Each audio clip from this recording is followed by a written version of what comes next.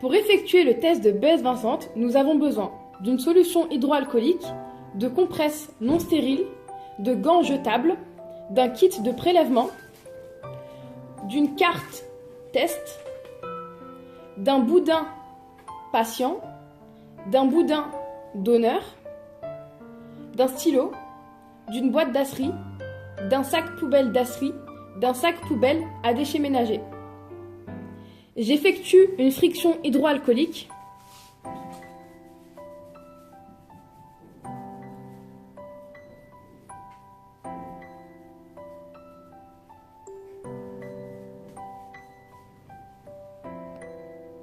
Je vérifie les dates de péremption sur l'emballage du kit.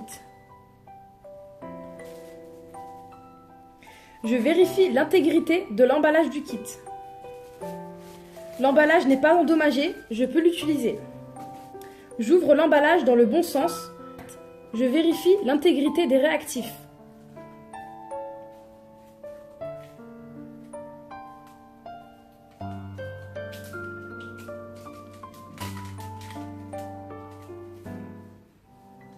Bleu ciel pour anti-A, jaune pâle pour anti-B. Les réactifs n'ont pas changé de couleur, donc je peux utiliser la carte. Je colle une étiquette du patient sur la partie identification. Je colle une étiquette de la poche à transfuser en haut à droite. Dans cette situation, nous n'avons pas d'étiquette, nous allons donc l'écrire à la main.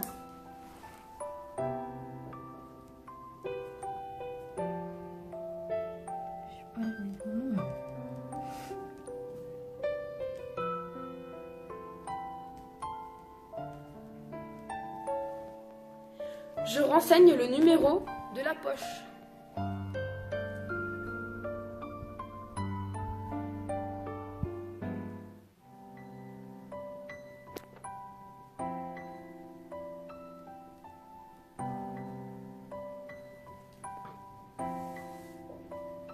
J'ouvre le kit de prélèvement.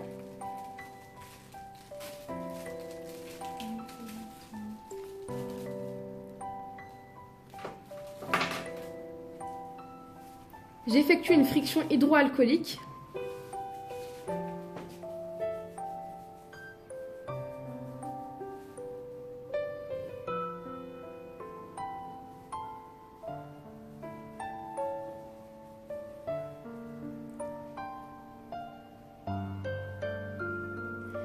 Après avoir effectué la friction hydroalcoolique, je mets une paire de gants.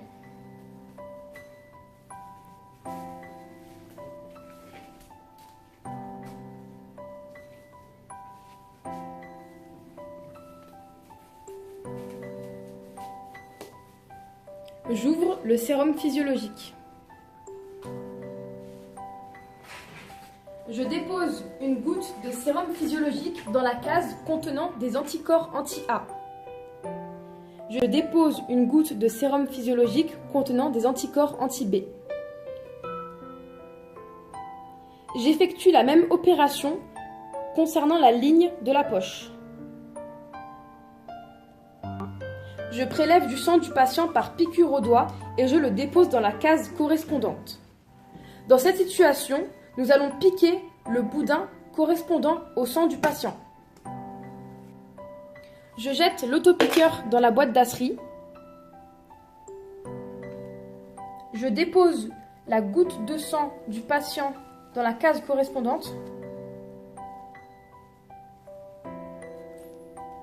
Je jette le boudin patient dans le sac poubelle d'asserie. Je prends un agitateur. Je prélève un peu de sang du patient que je dépose dans la case contenant des anticorps anti-A.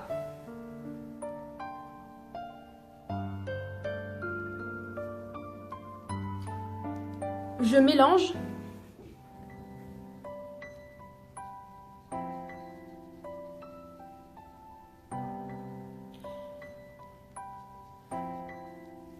Je jette l'agitateur dans la boîte d'asserie.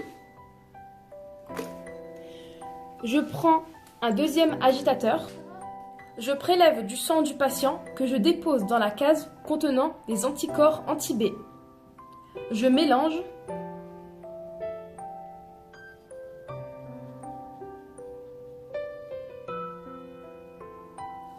Je jette mon agitateur dans la boîte d'Asri.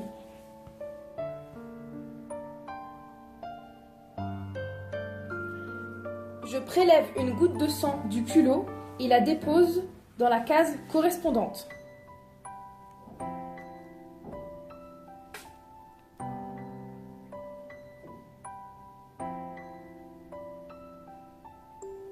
Je conserve le boudin du culot et je jette l'autopiqueur dans la boîte d'Asri. Je prends un agitateur, je prélève un peu de sang de la poche que je dépose dans la case contenant des anticorps anti-A. Je mélange.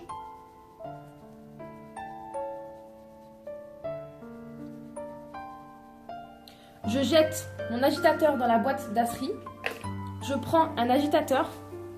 Je prélève du sang de la poche que je dépose dans la case contenant des anticorps anti-B.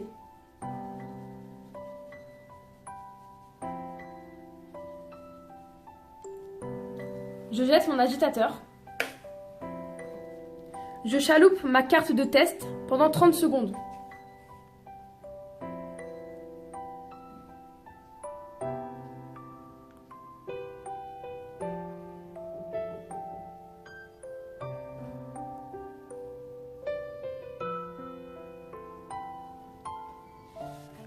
Lorsque je mets en contact une goutte de sang du patient avec le sérum test contenant l'anticorps anti-A, je constate une agglutination qui révèle la présence de l'antigène A à la surface de ces hématies. Lorsque je mets en contact une goutte de sang du patient avec le sérum test contenant l'anticorps anti-B, je constate une agglutination qui révèle la présence de l'antigène B à la surface de ces hématies. Lorsque je mets en contact une goutte de sang de la poche avec le sérum test contenant l'anticorps anti-A, je constate une agglutination qui révèle la présence de l'antigène A à la surface de ces hématies. Lorsque je mets en contact une goutte de sang de la poche avec le sérum test contenant l'anticorps anti-B, je constate une agglutination qui révèle la présence de l'antigène B à la surface de ces hématies.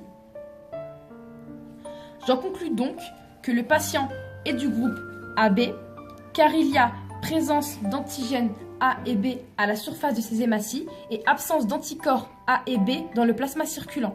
J'en conclus donc que le sang de la poche est du groupe AB, car présence d'antigènes A et B sur la surface des hématies et absence d'anticorps A et B dans le plasma résiduel. La transfusion est donc possible, car le sang de la poche étant du même groupe que celui du patient, ils ont les mêmes antigènes, il n'y aura donc pas de réaction entre les antigènes de la poche et les anticorps situés dans le plasma du patient. Pas de risque d'hémolyse, je peux transfuser. Je remplis les cases correspondant à l'opérateur.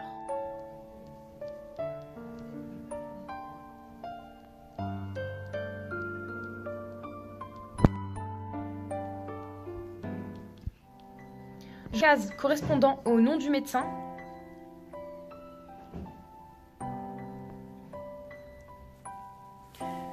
Je détache le haut de la carte.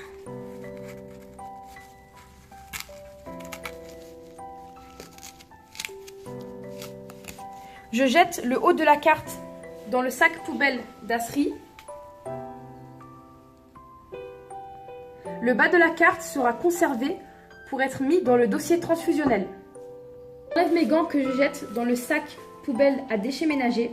J'effectue une friction hydroalcoolique.